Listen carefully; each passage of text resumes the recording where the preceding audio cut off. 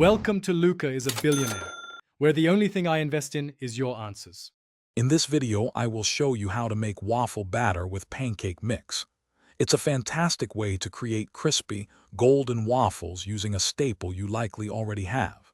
We'll adjust the standard pancake recipe by adding just a few extra ingredients, ensuring your waffles are light, fluffy on the inside, and wonderfully crisp on the outside.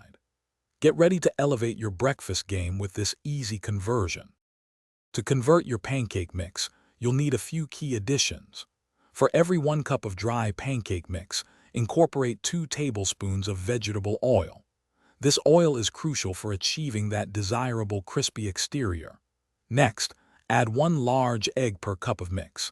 This provides structure and a richer flavor. Finally, a tablespoon of granulated sugar per cup helps with browning and adds a subtle sweetness to your waffles. The mixing process is vital for tender waffles. First, whisk your dry pancake mix and sugar together in a large bowl. In a separate bowl, combine your liquid oil and egg. Then, pour the wet ingredients into the dry mixture.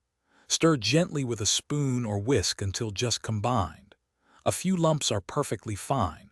Overmixing will develop the gluten, resulting in tough, chewy waffles instead of light, airy ones.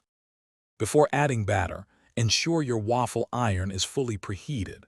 Lightly grease it if necessary, even if it's non-stick.